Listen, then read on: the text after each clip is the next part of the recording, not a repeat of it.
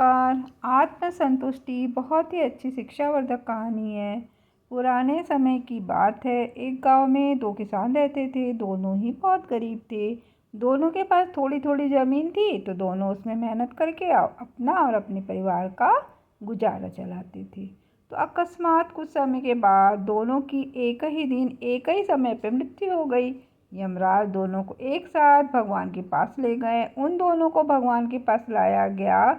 भगवान ने उन्हें देख के उनसे पूछा, अब तुम्हें क्या चाहिए? तुम्हारे इस जीवन में क्या कमी थी और अब तुम्हें क्या बना के मैं पुनः संसार में भेजूं?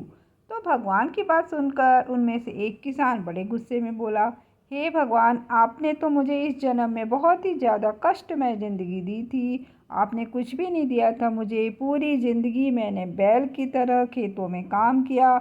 जो कुछ भी कमाया वह बस पेट भरने में लगा दिया। ना ही मैं कुछ अच्छे कपड़े पहन पाया और ना ही कभी अपने परिवार को अच्छा खाना खिला पाया। जो भी पैसे कमाता था कोई आकर के मुझसे लेकर चला जाता था और मेरे हाथ में कुछ भी नहीं आया। ऐसे जानवरों के जैसी ज़िंदगी जी है मैंने। तो उसकी बात सुनकर भगवान कुछ समय मौन रहे और फिर उन्होंने उस किसान से पूछा, तो तुम अब क्या चाहते हो? तुम इस जन्म में मैं तुम्हें क्या बनाऊं? तो भगवान का प्रश्न सुनकर वह किसान बोला, भगवान, आप कुछ ऐसा कर दीजिए कि मुझे कभी किसी को कुछ भी देना ना पड़े। मुझे तो केवल चारों तरफ से पैसा ही पैसा मिले। अपनी बात कहकर वह किसान चुप हो गया। तो भगवान ने उसकी बात सुनी और कहा, तथास्तु, तुम अब जा सकते हो। मैं तुम्हें ऐसा ही जीवन दूंगा जैसा तुमने मुझसे मांगा है। उसके जाने पर भगवान ने जो दूसरा किसान था उससे पूछा कि तुम बता, तुम्हें क्या बनना है? तुम्हारे जीवन में क्या कमी थी? तुम क्या चाहते हो? तो उस किसान ने भगवान के सामने हाथ जोड़ते कहा, हे भगवान, आपने मुझे सब कुछ दिया है। मैं आपसे क्या मांगूँ? आपने मुझे एक अच्छा परिवार दिया, मुझे कुछ ज़मीन दी जिसमें मैं मेहनत से काम करके अपने परिवार को पालन पोषण किया, एक अच्छा जीवन दिया। खाने के लिए आपने मुझे और मेरे परिवार को भरपेट खाना दिया। मैं और मेरा परिवार कभी भूखे पेट नहीं सोए। बस एक ही कमी थी मेरे जीवन में जिसका मुझे अपनी पूरी ज़िंदगी अफसोस रहा और आज भी है कि मेरे दरवाजे में कभी कुछ भूखे और प्यासे लोग आते थे भोजन मांगने के लिए, परंतु कभी कभी मैं भोजन न होने का उन्हें खाना नहीं दे पाता था और वो मेरे द्वार से भूखे ही लौट जाते थे। ऐसा कहकर वह चुप हो गया। तो कहता है, प्रभु जी, इतना दीजिए जामे कुटुम्ब समाए, मैं भी भूखा न रहूं, साधु भी भूखा न जाए। तो भगवान ने उसकी बात सुनकर उससे पूछा, तो अब तुम क्या चाहते हो? तुम इस जन्म में मैं तुम्हें क्या बनाऊं?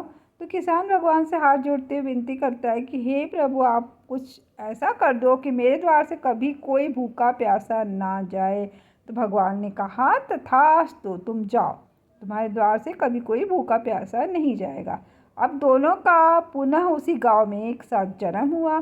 दोनों बड़े हुए।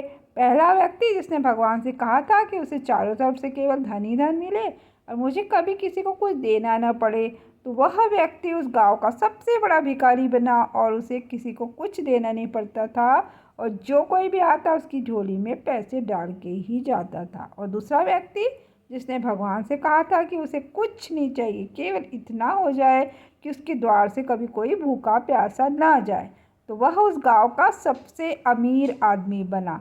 तो क्या शिक्षा मिलती है हमें इस कहानी से? यह शिक्षा मिलती है मित्रों कि ईश्वर ने जो भी दिया है उसी में संतुष्ट होना बहुत ज़रूरी है।